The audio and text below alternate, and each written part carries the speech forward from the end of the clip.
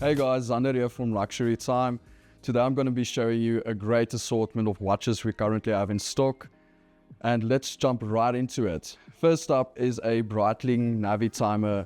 This one comes in 46 mils and it's arguably as iconic as the Daytona and Speedmaster.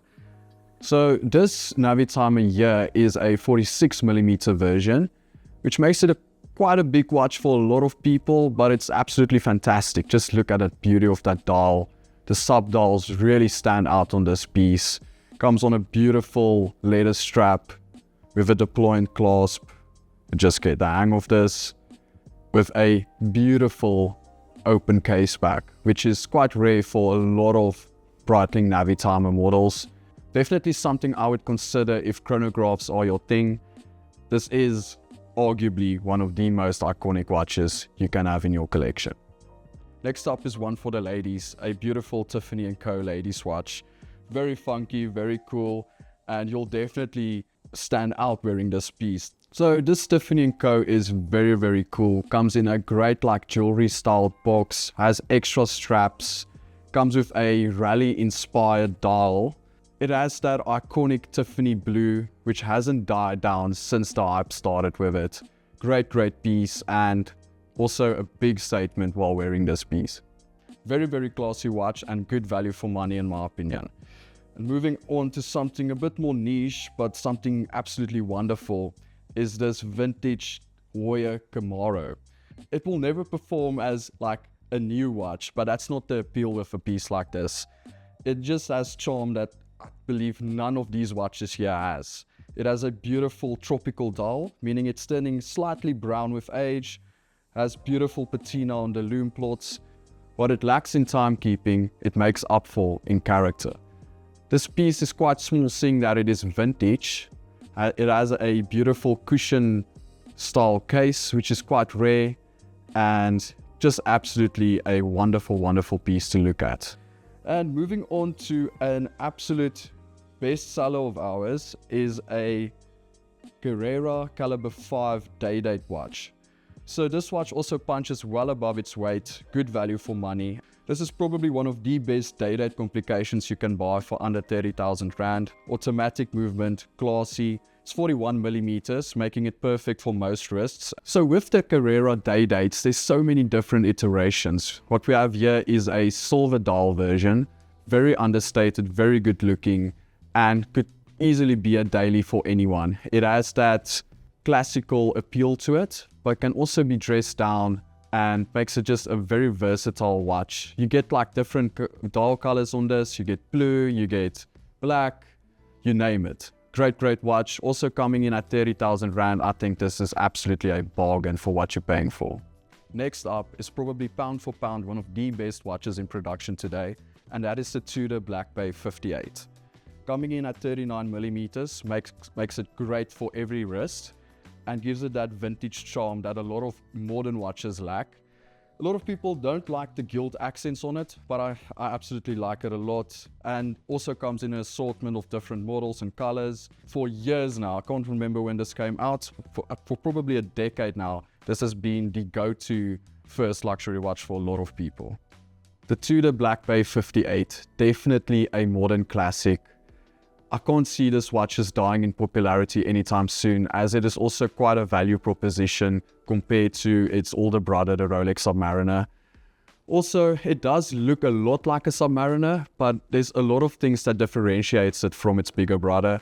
And I would rate this as also a safer option to wear, coming in also at 39mm, making it very wearable, nice slim profile, beautifully engineered clasp, as that Rolex feel to it at a third of the price. Moving on, so today I'm showing you a lot of understated pieces, and out of all of these, this is probably the most understated. It's the Jaeger-LeCoultre JLC Polaris.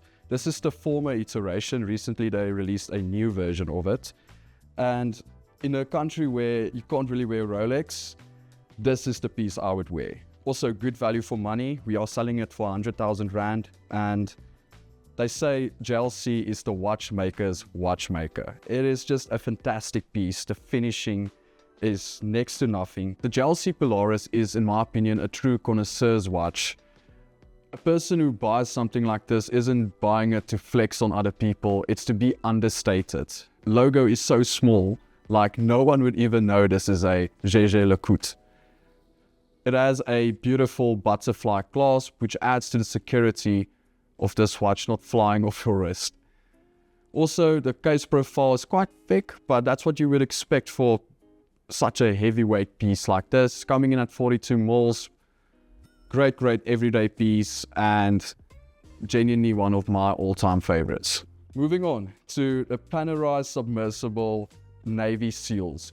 So this watch is very popular. We have a lot of interest in it because just look at it. Beautiful, like almost gray gradient dial with a very cool strap, like this nice camo aesthetic with the military theme in mind, and also comes with a black rubber strap if this is a bit much to you. The Panerai Submersible is always a good seller for us, as this is definitely a statement piece, unlike the JLC. When people think about Panerai, they normally think big, but don't let the 44mm case size put you off with this watch. It hugs your wrist so nicely. It has quite a short lug to lug dimension. Wearing it wears smaller than you would imagine. Also, case profile is not that huge. I've seen watches with smaller diameters being way thicker than this, and this is a do everything, go anywhere, super versatile dive watch. So moving on to the next watch, and it's probably one of the most underappreciated Rolex Submariner models in recent years, and that is the 16610 LN. So this watch is the pre-ceramic version, and in my opinion, proportions wise, it's better than the new ones. The new ones, like with the maxi cases, are too fat in my opinion, not that comfortable to wear, and this still has that slim proportions, that nice thin lugs. I believe everyone knows what a Rolex Submariner is, and this is probably one of the best examples. Moving on from the Rolex, we have this beautiful IWC Pilot Chronograph. So dial wise, it's the same as many of the other versions, but this one has a special trick up its sleeve. It's made out of ceratanium, which is IWC's special mix of titanium and ceramic, making it lightweight, very cool, like highly scratch resistant, and such a stealthy, cool watch, and also has a Top Gun linkage, which makes it a bit more cool in my opinion. This is something that I would personally wear as well. Very cool. Comes in a very wearable size as well, 41mm, unlike a lot of the other pieces that are quite large, like the big Pilot range. So a watch that's probably made for everyone. Also stealthy as mentioned, so you can wear this out and about and don't feel too bothered about it. Moving on from the stealthy IWC, we're going into the other side of the spectrum now, with this beautiful Omega Speedmaster grey side of the moon with a meteorite dial. So this is the second time I've seen this watch in person, and the meteorite dial plays so well with the light, and the dial is literally out of this world. It's just stunning. It's a statement piece. A lot of people won't even know the heft of this watch. The case is made out of ceramic, which is very cool for a piece like this, making it also easy to wear. It's lightweight and also highly scratch resistant, like this IWC here. Very cool piece, and also has a beautifully decorated automatic movement. So if you'll never get bored of the dial, but if you get to that point, you can just turn the watch around and just be mesmerized by this beauty. Thank you guys for watching. We haven't made a YouTube video in very long, so please leave us a comment saying what you guys want to see in the future. And out of all of these watches, which one would you pick? I would go for the JLC. Just fits my lifestyle. I love the brand, super understated, but I must say the sub is also a close second. Thank you guys for watching.